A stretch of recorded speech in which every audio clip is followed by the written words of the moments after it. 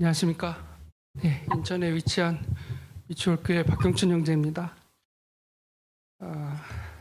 네, 저희 모임도 작년 하반기부터인가 이제 좀 카메라를 설치해서 저희가 이제 유튜브에 이렇게 영상을 올리고 있는데요.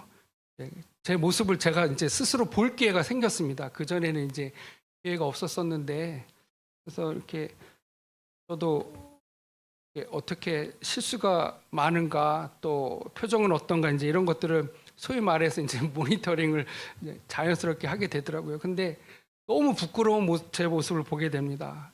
말씀도 잘못 인용하고 막 여러 말씀들을 이렇게 뭐라 해야 돼, 믹스 시켜가지고 막 엉뚱한 말씀도 전하고 또 표정도 막 인상도 써가면서 이제 그렇게 되더라고요. 근데 또 이렇게 성도님들 앞에서 말씀을 전하려고 하니까 긴장이 너무 크고 좀 어려운 부분이 있습니다. 혹시 또 말씀에 선생님들께서 또 권면해 주시거나 하실 내용들이 있으시면 충분히 또 오셔서 말씀해 주시면 너무 감사하겠다는 말씀을 먼저 드려봅니다. 오늘 드리고 싶은 말씀은 사실 뭐 여러 형제님들 앞에서, 성도님들 앞에서 제가 어떤 말씀을 드릴 수 있겠습니까? 다만 최근에 말씀을 읽으면서 깨닫고 또 보여주신 말씀들 이렇게 가감 없이 또 성도님들하고 편안한 마음으로 이렇게 나누고자 합니다. 성도님들께서도 이렇게 마음을 열어주시고 이렇게 공유하시고 나눠주셨으면 좋겠습니다. 저는 인천에 있는 미추홀 모임에서 이렇게 왔고요. 주일날 오전에는 저희가 가급적이면 이렇게 복음을 전하려고 하고 있습니다. 계속해서 만년 구도자로서 또 참석하시는 분들도 계시고 하기 때문에 1시간 시간을 통해서 뭐 30분씩 나눠서 성도 말씀도 하기도 하지만 저희가 복음을 이제 전하려고 하고 있습니다. 빌립보서 2장 말씀이 여기 현수막에 붙어 있는데요. 복음에 합당한 생활에 대해서 이렇게 언급하고 계십니다. 사실 이 말씀을 조금 이렇게 나름 분석해 보면 우리는 이미 복음을 받았기 때문에 구원받은 자로서 복음에 합당한 삶이 있을까라는 생각도 얼핏 해보게 됩니다. 왜냐하면 이미 우리는 예수 그리스도의 피를 통해서 영원한 속죄를 얻었고 믿음으로 복음을 받았는데 그러면 이후에는 우리가 성화의 삶을 살고 뭐 이제 이런 교제들을 나눠야 되는데 성화의 삶이 아니라 복음에 합당한 삶이 뭘까 이런 생각을 잠시 해봤습니다. 근데 복음에 합당한 삶은 결국 그 말씀이 아닌가 생각이 들어요. 하나님의 은혜로 살아가는 것이다라고 생각이 되어집니다. 그래서 복음에 우리가 말씀에 창념했을 때 더욱더 하나님의 은혜를 깨닫게 된다고 생각이 되어집니다. 복음을 준비하면서 데살로니가 후서에 보니까 이런 말씀이 있어요. 이제 사단의 마귀의 게임에 빠져서 그들이 믿지 아니하더라, 구원받지 못하더라라고 하는 말씀이 있는데 그 중간에 보면 진리의 사랑을 받지 아니함으로 이렇게 표현하고 계시더라고요. 그래서 믿지 않는 분들의, 구도자분들의 이 특징 중에 하나는 진리의 사랑을 받지 않음으로 저희가 구원받지 못하였다, 이제 이렇게 표현하고 있는 것을 보게 됩니다. 그러면서 이제 제 생각에 또 들었던 생각은 이 성경 또 하나님의 말씀을 읽는 어떤 구조가 있는 것 같아요. 그러니까 성경에 대한 전체적인 흐름을 우리가 파악하기 위해서는 맞다, 이것이 하나님의 사랑으로 기록된 것이구나, 하나님의 은혜로 기록된 것이구나라는 것을 우리가 마음에 두고 성경을 보지 아니하면 이 말씀을 굉장히 깨닫기가 어렵겠다라는 생각이 들었습니다. 아까 데살로니가 후서 말씀도 진리의 사랑을 받지 아니하였다, 결국은 하나님의 사랑을 깨닫지 못하는 것이거든요. 예수 그리스도께서 왜 십자가에 달리셨는지에 대한 그 깊은 의미들, 죄를 사해 주셨는데 왜 그 아들을 보내주셨는지, 그 하나님의 사랑을 깨닫지 못하면 이 진리의 그 구원의 말씀을 받기가 굉장히 어렵겠구나라는 생각을 이렇게 해보게 됩니다. 그래서 이 교회에 대해서 오늘 잠깐 좀 교제를 나누고 싶은 마음이 생겼습니다. 아까 성경의 구조라고 좀 말씀드렸는데 기본적으로 하나님은 사랑이시기 때문에 성도를 사랑하지 않으면 너희가 하나님을 모르는 것이다라고 요한일서에서도 그렇게 말씀하시잖아요. 왜냐하면 하나님은 사랑이시기 때문에.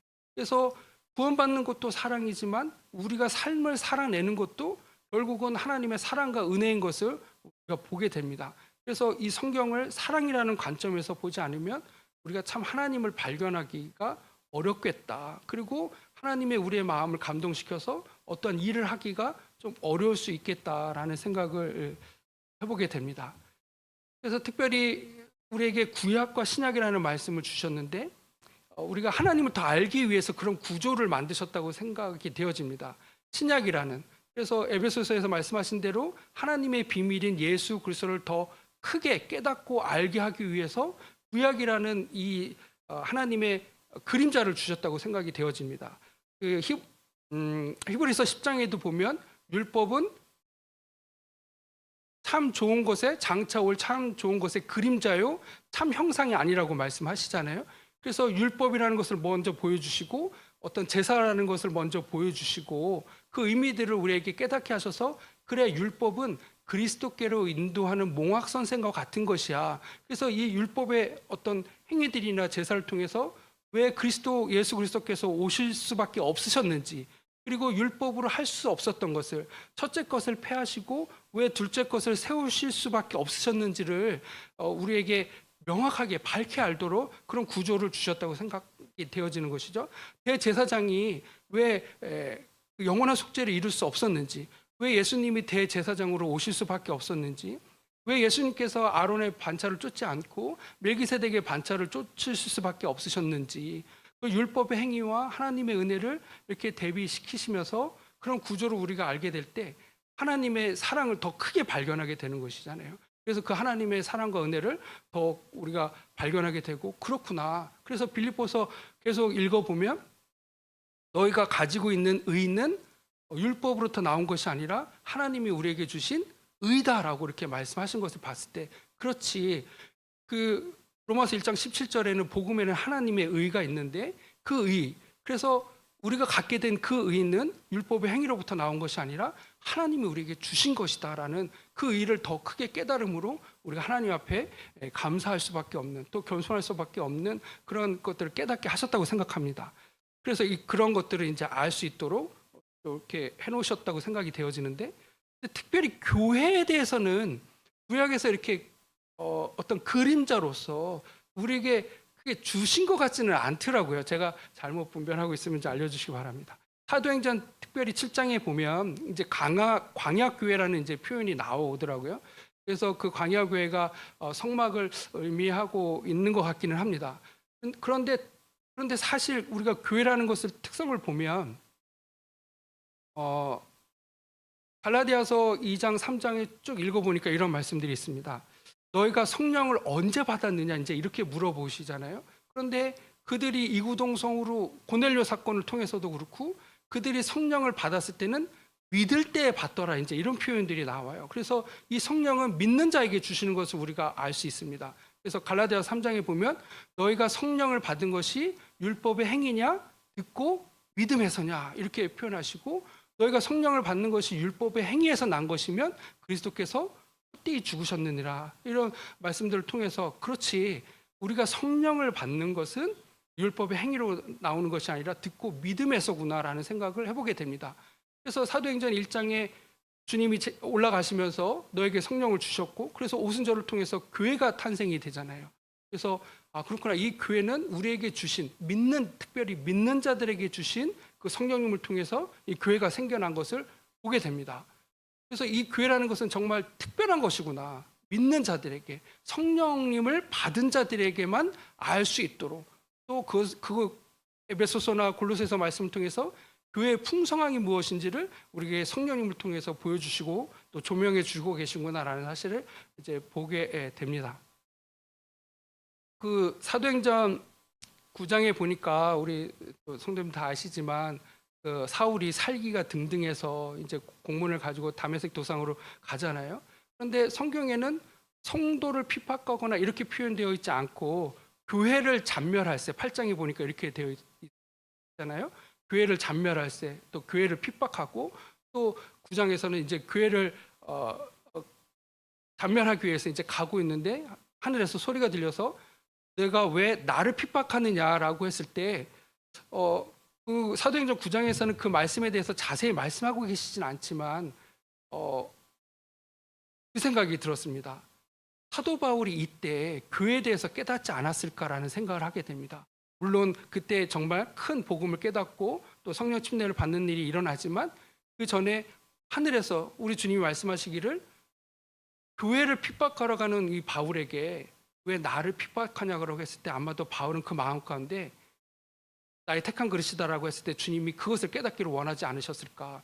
교회가 하나님이구나라는 이 사실을 사도 바울이 그래서 그 순간에 깨닫지 않았을까 이런 생각이 들고, 그래서 로마서라는 바울 형제님의 정말 복음의 어떤 바이블과 같은 책을 기록하셨지만 그와 동일하게 또 서신서술을 통해서 교회에 대한 진리들을 사도 바울 형제님이 밝혀내시지 않으셨는가. 하나님의 은혜를 깨닫고 사랑을 깨달았을 때 그 하나님의 비밀이셨던 예수 그리스도뿐만 아니라 또 하나님의 비밀이셨던 특별히 성령을 받는 우리들에게, 믿음을 통해서 성령을 받았던 우리들에게 이 교회의 진리 가운데 살아갈 수 있도록 그 교회에 대해서 사도 바울 형제님이 그 내용들을 기술해 놓지 않으셨는가. 그 충만이 무엇인지 또 하늘의 정사를 교회를 통해서 알아갈 수 있도록 왜 주님 우리에게 교회를 주셨는지 이런 내용들을 깨닫게 하려고 하기 위해서 우리 주님께서 바울 형제님을 그 이방인의 전도자뿐만 아니라 교회에 대한 하나님의 뜻을 드러내실 수 있도록 그 그릇을 택하시지 않았나 이런 생각을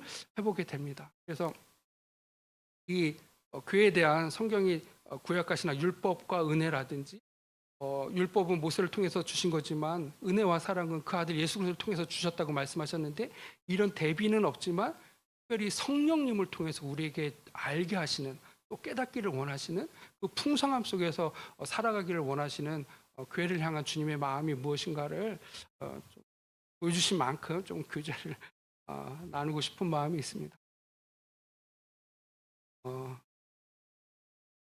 우선 빌립보서 말씀을 잠깐 보겠습니다. 빌립보서 2장 말씀입니다. 제가 찾아서 읽겠습니다. 빌립보서 2장 21절에 보니까 이렇게 말씀하고 계십니다. 오늘 이제 주제 말씀이기도 한데요. 저라고 좀 말씀드리기가 좀 송구하긴 한데 주님이 제게 보여주신 나누고 싶은 말씀이 이제 2장 21절입니다. 빌립보서 2장 21절. 저희가 다 자기의 일을 구하고 그리스도 예수의 일을 구하지 아니하되 이렇게 표현되어 있는 말씀을 보게 됩니다. 자기의 일과 그리스도 예수의 일 이렇게 이제 대비를 시켜서 우리에게 설명해 주고 계신데요. 이 말씀을 그냥 처음 읽었을 때 제가 생각할 때는 자기의 일은 내 생활에 얽매여 있는 것, 주님께 시간을 들이지 못하는 것라고 이제 이해를 했고, 그리스도 예수의 이 일에 대해서 구하지 아니하였다라고 했을 때 이것은 복음을 전하지 않는 삶이 아닐까 이제 그렇게 이해를 했습니다. 그 22절에도 계속 보면 디모데에게 나와 함께 복음을 위하여 수고하였다라고 이제 말씀하고 계시기 때문에, 그렇지 자기의 일을 구하는 건 복음을 전하지 않고 내 삶에 얽매여 있는 것이고, 그리스도 예수의 일을 구하는 것은 복음의 어떤 일들을 하는 것이겠구나라고 이렇게 생각을 했습니다. 근데 사뭇 빌립보서 말씀을 이렇게 좀 묵상해 보면서 이거보다 좀 더 어떤 의미가 있지 않을까, 특별히 이 교회를 향해서 주님이 말씀하고 싶은 것이 있지 않을까 이제 이런 생각을 해봤습니다. 다 아시는 대로 디모데후서 2장에 보면 이런 말씀이 있어요. 이제 우리를 군사로 모집했다라고 말씀하시고, 군사로 모집된 자는 자기 일에 이제 얽매인다라고 하셨기 때문에, 그렇지 우리는 하나님의 군사로 모집됐으니까 우리는 자기 일에 얽매이는 것이 아니지. 그래서 우리를 모집한 사람의 그 뜻을 따라서 살아가는 사람들이지. 맞아. 이제 그렇게 연결해서 이해를 했었어요. 그런데 사실 그래서 우리가 군사로 모집이 되었으니까 자기 삶에 얽매이지 않고 우리를 모집한 그 분의 뜻에 따라서 사는 것이라고 이렇게 분별을 했는데, 사실 그 뒤에 계속 읽어보면 또 이렇게 말씀하시더라고요. 바로 그 뒤에 뭐라고 말씀하시냐면 이제 2장 4절에 이 군사로 모집한 자를 기쁘게 하려 함이라라고 말씀하시는데 그 뒤에 경기하는 자가 법대로 경기하지 아니하면 면류관을 얻지 못한다. 이제 이렇게 표현을 하고 계신 것을 봤습니다. 그래서 우리를 군사로 모집하긴 하셨지만 어떻게 살기를 원하시는가에 대한 내용을 보면 법대로 경기를 하라라고 말씀하시는 거예요. 법대로 경기하지 않으면 면류관을 얻지 못한다. 그러면 주님의 몸된 교회 안에서 또 믿는 자들에게 성령님을 주셔서 부르신 우리 주님께서 우리가 어떻게 하는 것이 법대로 하는 것인가라는 생각을 하게 됐어요. 그렇다면 나는 정말 법대로 모임 가운데서 일하고 있는가라는 생각을 하게 되었습니다. 무엇이 자기 일에 얽매이지 아니하고 그리스도의 일을 힘쓰는 것일까? 주님께서 옳다라고 생각하시는 그 법대로 경계하는 게 뭘까라는 생각을 해보게 되었어요. 그래서 그 뒤에 계속 읽어보니까 또 이런 말씀을 하시고 계십니다. 디모데후서 2장 10절에 계속 보니까 내가 택하신 자를 위하여 모든 것을 참음은 저희로도 그리스도 예수 안에 있는 구원을 영원한 영광과 함께 얻게 하려 하심이라. 주님께서 우리에게 구원을 주셨을 뿐만 아니라 또 우리에게 주고 싶은 것이 있는데 뭐냐면 영원한 영광과 함께 주고 싶으신 거예요.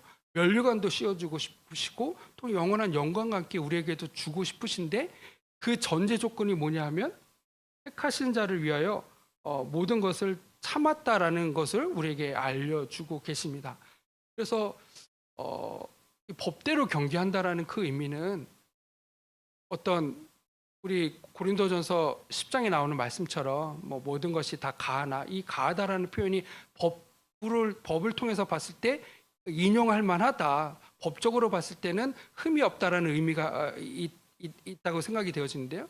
근데 그것이 다 유익한 것이 아니라 모든 것이 다 가하지만 덕을 세우는 것이 아니다라고 이렇게 말씀하시는 말씀들을 좀 이렇게 상기해서 보면 법대로 경계한다라는 그 의미는 모든 것이 법적으로 옳은다 할지는 모르겠으나 그 가운데에서 좀 더 조심해서 살펴서 이것이 정말 주님은 덕을 세우기를 원하고 계시잖아요. 디모데 전서에도 보면 그 말씀을 하고 계신 것을 보게 됩니다. 신하와 끝없는 족보에 참념치 말게 하려 함이라. 왜 그러냐면 이것은 믿음 안에 있는 하나님의 경륜을 이름보다 변론을 더 내는 것이다 라고 말씀하시고 디모데 후서에 보면 이 변론을 통해서 다툼이 일어난다라고 이렇게 말씀하고 계시거든요. 그런데 이 변론과 다툼이 어디서 나오냐면 신하와 끝없는 족보, 이것은 아마도 사람의 계명이라고 생각이 되어집니다. 그런데 이것은 무엇을 이루지 못하냐면 믿음 안에 있는 하나님의 경륜을 이루지 못한다라고 되어 있어요. 이것이 이 경륜이라는 이 표현이 제가 좀 보면 이게 덕과 관련이 되어 있더라고요. 그래서 이 덕을 세우지 하나님의 덕을 세우지 못한다라고 이렇게 표현되어 있는 것을 보게 됩니다. 디모데전서 1장 그 이후에 계속 읽어보면 율법의 선생이 되려 하나 자기의 말하는 것이나 자기의 확증하는 것도 깨닫지 못하고 사람이 율법을 법 있게 쓰면 율법은 선한 것인 줄 우리가 아노라 이렇게 말씀하시는 내용들이 있더라고요. 지금 디모데후서를 통해서 우리가 하나님의 군사로 모집이 되어 있고 그런데 면류관을 받는 방법이 있는데 그것이 뭐냐 하면 법대로 경기를 해라라고 말씀하시고 디모데 전서에서 바울 형제님은 이 율법을 법 있게 쓰라라고 이렇게 또 말씀하고 계신 것을 보게 되고요. 변론을 내지 말 것에 대해서 이렇게 말씀하십니다. 그리고 사람의 계명을 쫓게 되면 교회의 덕을 세우기가 좀 어렵다. 그 하나님의 경륜을 이루기가 어렵다라고 이렇게 표현하시는 내용들을 봤을 때 그럼 법대로 하는 게 뭘까라는 생각을 해보게 되는 것이죠.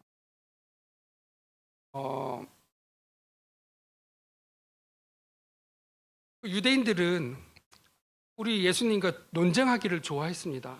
그래서 율법사들은 자기의 의로움을 드러내기를 원했고 그리고 질문들을 통해서 예수님께서 곤란한 상황, 넘어지기를 원하셨죠. 특별히 이제 율법과 관련된 내용들을 이렇게 질문하는 것들을 보게 됩니다. 이제 예수님의 제자들이 손을 씻지 않고 음식을 먹거나 뭐 안식일날 뭐 일들을 하는 일들이 있었을 때 그것이 어떻게 합당하냐. 그래서 이제 예수님을 넘어뜨리려고 하는 질문들을 했을 때 우리 예수님 이런 말씀하시잖아요. 안식일날 양이 구덩이에 빠졌는데 내가 그 생명을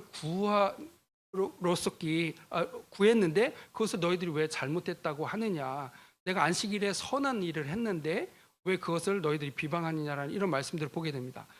유대인들이 생각하는 이 안식일은 말 그대로 아무것도 안 하는 것이죠. 그러나 저는 우리 주님이 그 율법의 대표가 안식일을 지키는 것이잖아요. 그런데 이 안식일을 통해서 주님 뭐라고 말씀하시냐면 내가 그 가운데서 선한 일을 했다라고 말씀하시는 거예요. 생명을 구하는 것은 안식일과 충돌이 될 수 있을지는 모르겠으나 주님은 그 안식일에 선한 일을 했다. 너희들도 그 안식일과 할례하는 일이 겹쳤을 때 할례를 행하지 않느냐 이런 말씀들을 하시잖아요. 그랬을 때 주님은 이 법에 초점을 맞춘 것이 아니라 이 법을 법 있게 쓰기를 원하셨던 것 같아요. 왜냐하면 그것이 선한 목적이라고 한다면. 그래서 사도 바울도 디모데전서 1장을 통해서 율법을 법 있게 쓴다라는 이 표현이 아마도 그런 것이 아닐까라고 이제 한번 생각을 확장해 보았습니다. 그래서 우리가 법만 드러내고 이렇게 옳고 그름을 따지는 것이 아니라 물론 그것이 다 가할 수는 있으나 정말 유익이 되는 것이 무엇인가라는 것들을 살펴보게 되는 것입니다. 고린도전서 10장과 특별히 그 덕을 말씀하셨던 고린도전서 10장은 제사의 음식에 대한 말씀들이 나오게 되고 동일하게 로마서 14장에도 보면 그 율법의 제사 가지고 이제 그런 내용들을 동일하게 비유를 하시는데 먹는 것으로 형제를 망하지 말게 하라고 말씀하시고 고린도전서 10장도 그리고 로마서 14장도 그 예를 드시면서 그 덕에 대해서 덕을 세우는 것에 대해서 말씀하시면서 그 우리 주님의 논조는 명확한 것 같아요. 뭐냐면 선한 것이 무엇인가, 그 가운데서 선한 것이 무엇인가를 생각해 보라는 거예요. 나의 유익을 구하는 것이 선한 것인가, 아니면 상대방의 유익을 구하는 것이 선한 것인가. 예수 그리스도도 자기를 기쁘게 하지 아니하셨다라는 이 선의 명확한 기준을 저는 정해 주셨다라고 이렇게 생각이 되어집니다. 그리고 그것이 법을 법 있게 쓰면 그것이 아름다운 것이 아닌가. 그래서 경기하는 자가 법대로 하지 아니하면 면류관을 얻지 못한다고 했는데 그 법대로 한다라는 것은 모든 것이 다 가하니까 이렇게 합시다라고 얘기하는 하는 것이 아니라 그 가운데 주님이 생각하고 계신 우리에게 원하시는 그 선이 무엇인가를 좀 더 조심해서 살펴보는, 그리고 디모데후서에서 계속 말씀하신 것처럼 그것은 우리가 인내 가운데 들어가야 되는 것을 필수적으로 말씀하신 것이 아닌가 이런 생각을 해보게 됩니다. 그리고 그런 어떤 것들을 하게 될 때 아마도 주님은 교회에서 그것이 법대로 하는 것이야. 그 법이 뭡니까? 율법의 법이 아니라 로마서 8장에서 말씀하고 계신 것처럼 성령의 생명의 법을 말씀하신 것이라고 이렇게 생각이 되어집니다. 그래서 우리에게 필요한 그 성도에게 유익이 되는 것이 무엇인지, 주님도 자기를 기쁘게 하지 아니하셨기 때문에 그러한 주님은 우리가 사랑을 입은 자처럼, 은혜를 입은 자처럼 또 복음에 합당한 삶을 살아가게 될 때 결국은 하나님의 은혜인 것이잖아요. 그런 것들을 말씀하셨지 않았는가 이런 생각을 해보게 됩니다. 그래서 디모데후서 계속 그 법대로 경기하는 자 뭐 이런 것들을 설명하시면서 그 2장 이후에 계속 이런 말씀들을 하고 계세요. 2장 14절에 보니까 너희는 이 일을 기억하게 해서 말다툼을 하지 말라. 왜요? 이것은 유익이 하나도 없고 또 듣는 자들을 망하게 한다라고 이렇게 말씀하고 계십니다. 16절에도 보면 망령되고 헛된 말을 버리라. 이 망령된 것은 세속적인 내용들인 거라고 봐지고요. 또 헛된 말은 이렇게 뭐 수근거리거나 이런 내용들이라고 생각이 되어집니다. 그래서 그런 것들을 하지 말라라고 말씀하시는 것이죠. 그리고 2장 21절에도 보니까 누구든지 이런 곳에서 자기를 깨끗하게 하면 귀히 쓰는 그릇이 돼서 주인의 쓰심에 합당하며 모든 선한 일에 예비함이 되리라. 이렇게 우리를 군사로 불러 모아 주셨으니까 그 주인이시잖아요. 그런데 이 주인의 쓰시기에 합당한 상태가 어떠냐면 나를 깨끗하게 하는 것이다라고 이렇게 말씀하고 계십니다. 23절에도 보니까 그래서 어리석고 무식한 변론을 버리라. 이에서 다툼이 일어난다. 이렇게 말씀하고 계십니다. 26절에 보니까 여기에서 이제 벗어난 자들은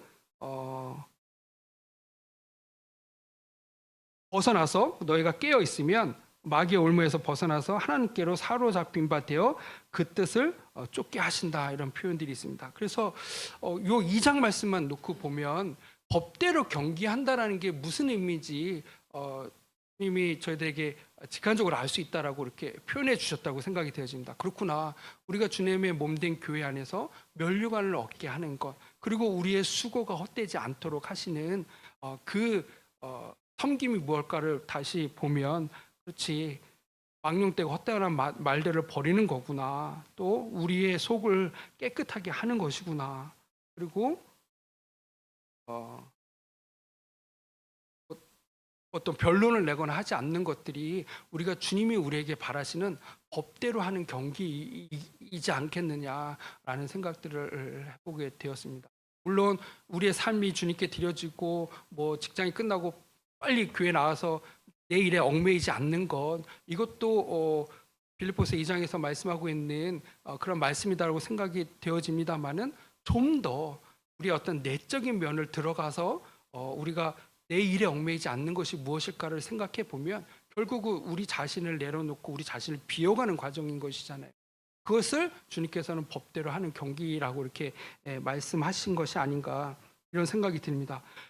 그래서 아마도 디모데후서 3장을 계속 넘어가 보면 이런 말씀을 하신 것 같아요. 이제 말세에 어떤 일어나는 현상들을 말씀하시면서 3장 5절에 경건의 모양은 있으나 경건의 능력을 부인하는 이런 자들에서 내게 돌아서라, 이렇게 말씀하고 계신 것을 보게 됩니다. 아마도 이 말세 때는 뭐 자긍하고 돈도 사랑하고 이런 일들이 일어나지만, 특별히 우리 믿는 성도들에게 있어서도 아마도 이 경건의 모양만 쫓아가는 일들이 일어날 수 있는 것에 대해서 경계하신 것이 아닌가, 이런 생각이 되어집니다. 그래서 법대로 경계한다라는 것은 외형적인 것을 갖춰나가는 것이 아니라 우리의 내면이 주님 앞에 주님을 향할 수 있도록 그런 말씀을 하신 것이 아닌가, 그런 생각이 듭니다.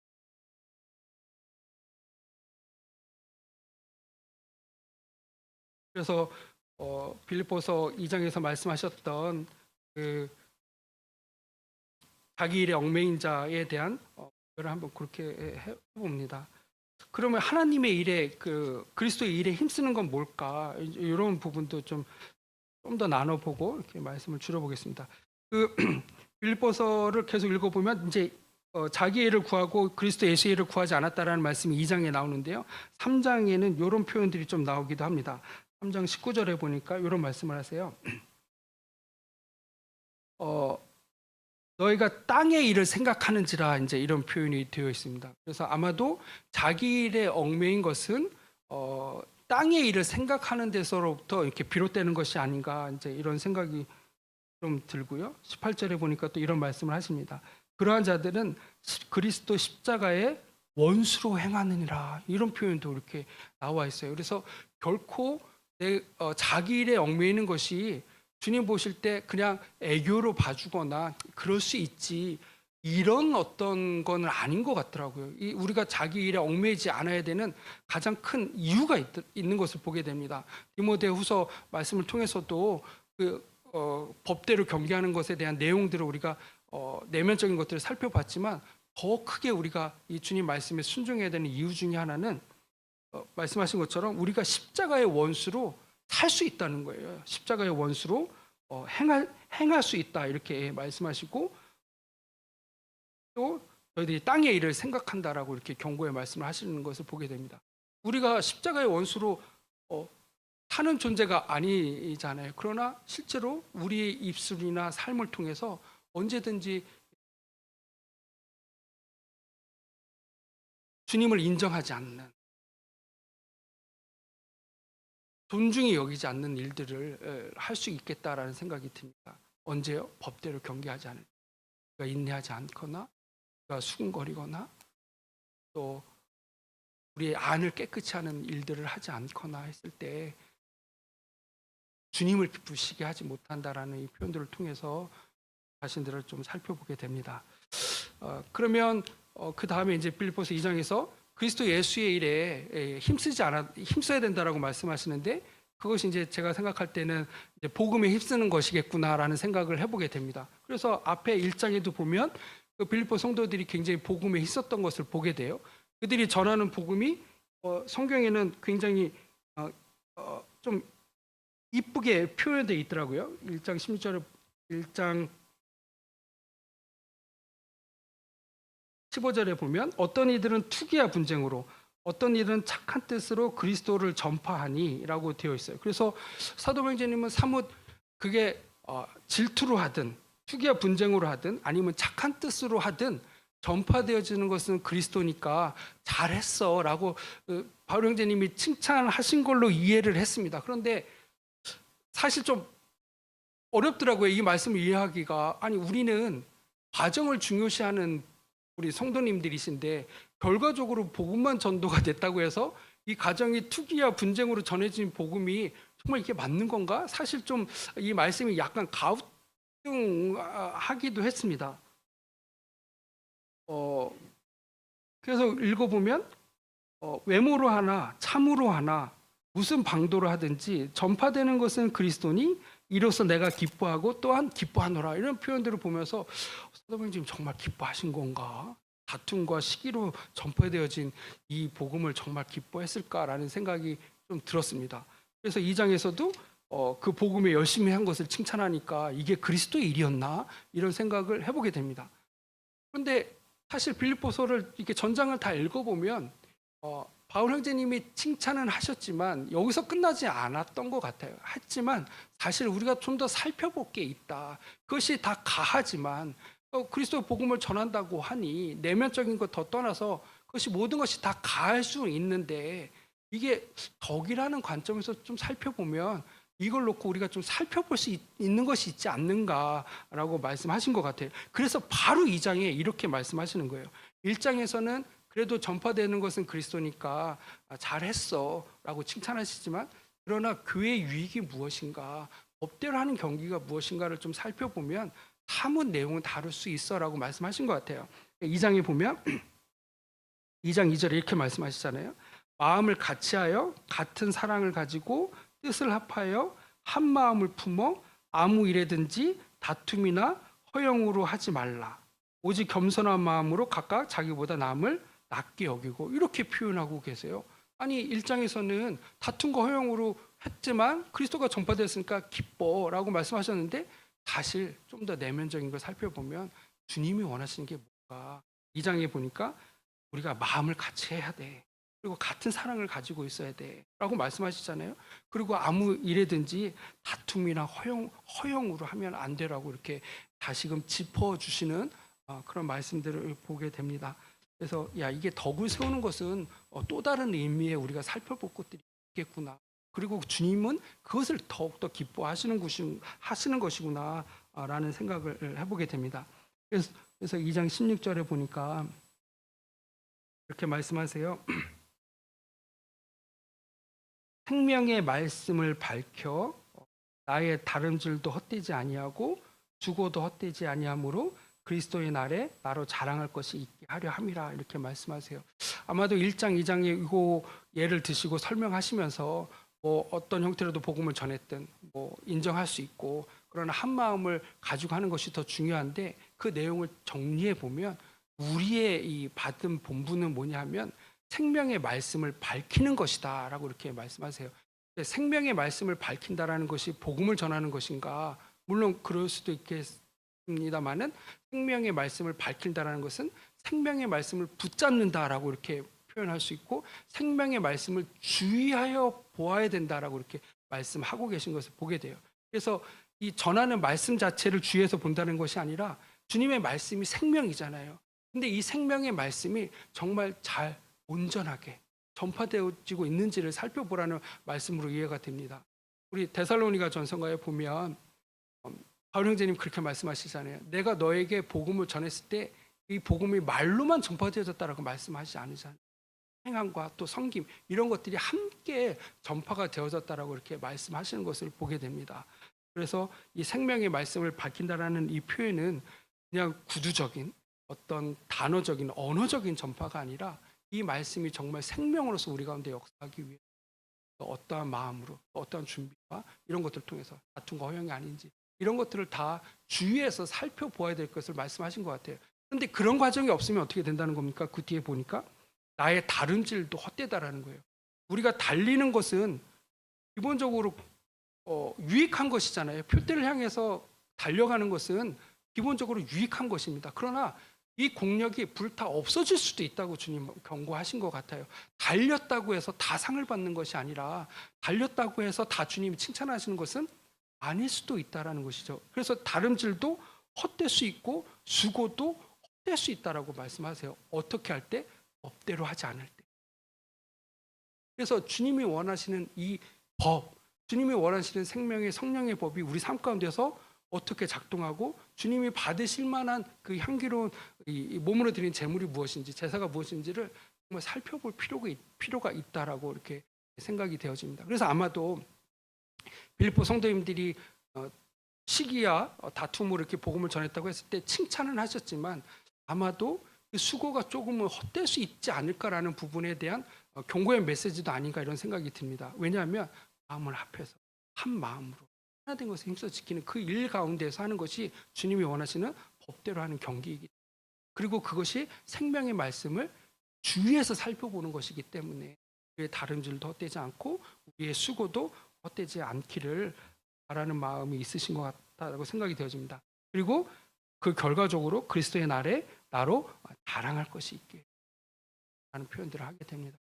우리가 주님 앞에서 자랑하게 될 것, 주님이 받으시는 것이 무엇인지를 좀 더 이렇게 들어보고 싶은 마음이 있었습니다.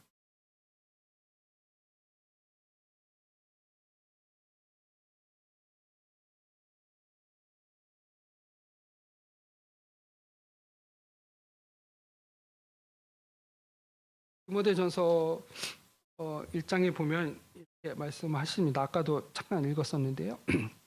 1장 5절에 보니까 경계의 목적은, 이 경계라는 이 말씀이 디모데전서 1장에서 말씀하신 예수 그리스도의 명령이라는 단어랑 같이 쓰고 있는데요.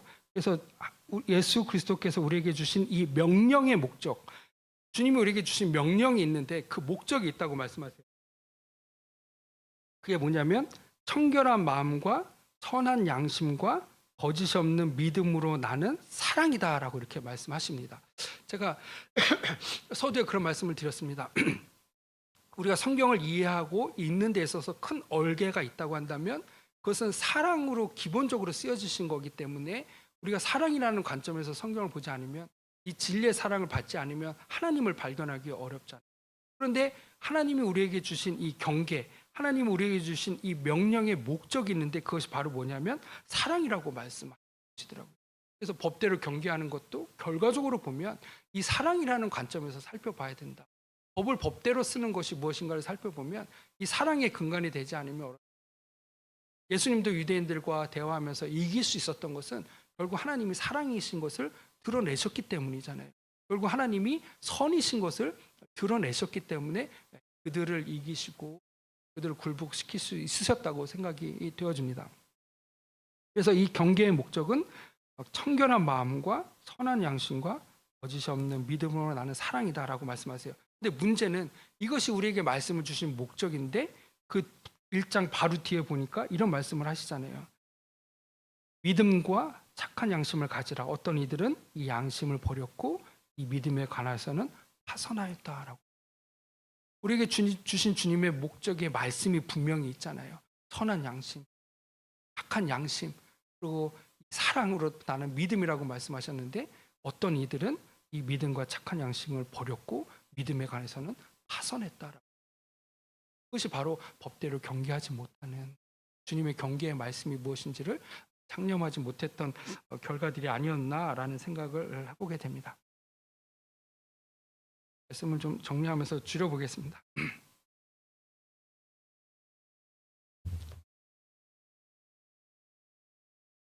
디모데전서 1장에 보면 이런 말씀이 있습니다. 여기서 1장 7절에 보면 너희들이 율법의 선생이 되려 하나라고 이렇게 표현되어 있는데요. 이 되려 하다라고 했을 때 이 되고 싶은 이 마음이 영어로는 desire더라고요. 제가 예전에 외국분을 한번 이제 만날 기회가 있었는데 뭐 영어로 I desire 뭐 이렇게 얘기를 했어요. 그랬더니 그 외국분이 저를 쳐다보면서 이렇게 말씀하시더라고요. desire는 그렇게 말씀하시는 게 아니에요. desire 이렇게 얘기해야 된다는 거예요. 왜 그렇습니까? 그랬더니 디자이어는 정말 원하고 욕구가 있는 거예요. 정말 하고 싶은 것을 표현하고 하는 거기 때문에 단어에도 액센트를 넣어서 디자이어라고 표현을 해야 된다는 거예요.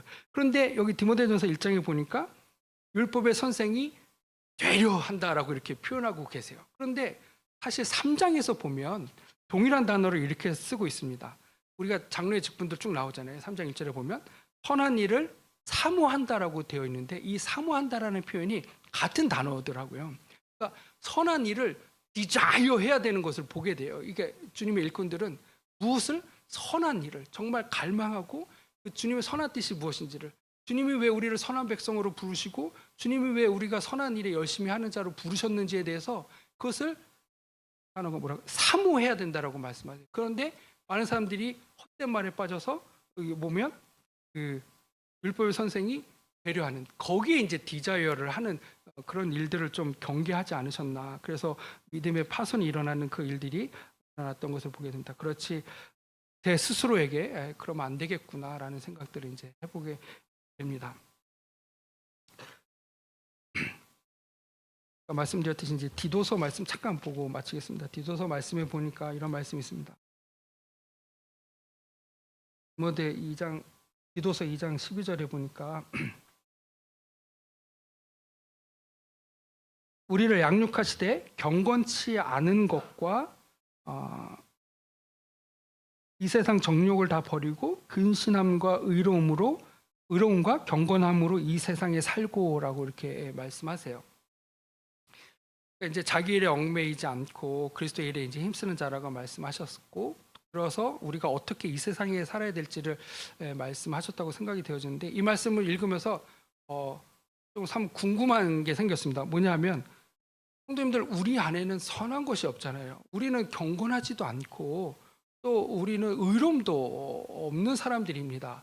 그래서 로마서 4장에 보니까 이런 말씀하시잖아요. 4장 5절에 이를 아니할지라도 경건하지 아니한 자를. 그러니까 우리는 주님이 우리를 전제를 깔고 계신 거예요. 뭐냐면 너희들은 경건하지 않아. 기본적으로 경건하지 않은 걸 주님이 알고 계세요. 그런데 디도서 2장에 보면 너희들이 경건하게 살라고 말씀하세요. 아니, 우리는 경건하지 않은데 어떻게 경건하게 이 세상을 살 수 있는 것이지?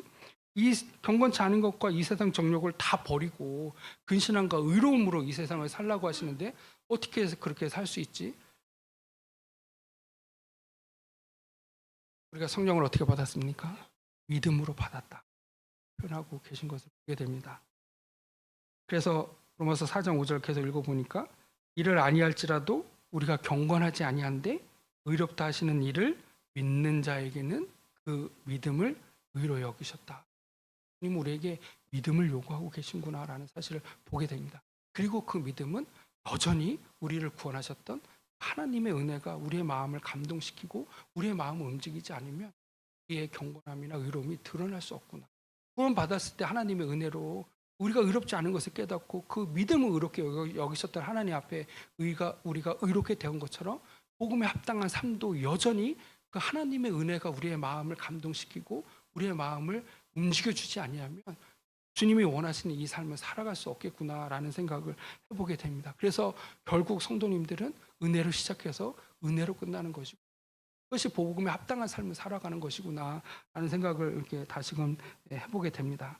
그래서 로마서 4장을 계속 읽어보면 우리가 하나님의 자녀가 되는 것은 후사가 되는 것이 은혜에 속하기 위하여 믿음으로 된다.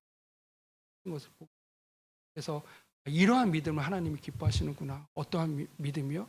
은혜 가운데 강건할 수 있도록 그 은혜가 내 마음을 위로하고 힘을 주고 새 피조물로서 내 안을 깨끗하게 할 수 있는 그런 것이 필요하구나라는 생각을 해보게 됩니다. 그리고 그것이 매우 중요한 것을 보게 됩니다. 매우 중요한 것을. 이러한 은혜가 우리 마음을 움직여주지 못하면 여러 가지 문제점들이 발생하는 것 같아요. 디도서 2장 계속 읽어보니까 그 위에 보면 이렇게 말씀하십니다. 2장 7절에 범사에 내 자신으로 선한 일에 본을 보여 교훈에 부패되지 아니함과 이렇게 말씀하세요. 우리 하나님의 교훈이 있습니다. 하나님의 교훈, 법대로 해야 되는 그 교훈이 있는데 우리가 이것에 대해서 선한 일에 본을 보이지 않으면 이 하나님의 교훈이 부패할 수 있다는 거예요.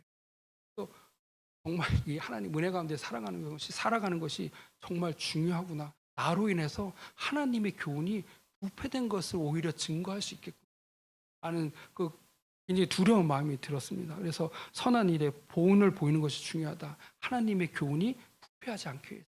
또 하나 8절에도 계속 보니까 책망할 것이 없는 바른 말을 해라. 왜냐하면 대적하는 자로 하여금 부끄럽게 하여서 우리를 악하다 할 것이 없게 하려 합니다. 참 우리의 어떤 삶이나 행동이 정말 중요하다는 생각이 듭니다. 왜냐하면 우리를 폄훼하거나 우리를 비방하는 자들로부터 그들이 스스로 부끄러워해서 하게 하기 위해서 이 하나님의 말씀을 지키는 것이 중요하다라고 말씀하십니다. 마지막으로 10절에 보니까 선한 충성을 다하게 하라. 왜냐하면 하나님의 교훈을 빛나게 하는 것이기 때문이다. 이렇게 표현하고 있는 것을 보게 됩니다. 그래서 우리가 주님 앞에 이런 선한 충성들을 하는 것이 중요하다라는 생각을 해보고요. 왜냐하면 그것이 결국은 하나님이 원하시는 이 하나님의 교훈이 이 세상 가운데서 빛날 수 있는 거기 때문에, 그래서 아마도 그런 말씀들이 생명의 말씀을 밝히는 일이 아닌가 생각이 들고요. 그래서 우리의 수고나 충성됨이 수포로 돌아가지 않고 주님께서 우리에게 멸류관을 허락하시고 영광 가운데 우리를 부르신 그 부르심 상을 쫓아가는 그런 일들이 아닌가 라는 생각을 해봤습니다. 너무 우왕좌왕 두서없이 또 말씀을 드린 것 같은데요. 그래도 제 마음을 또 우리 성도님들께서 같이 또 나눠주시고 해주셨다고 생각합니다. 감사합니다.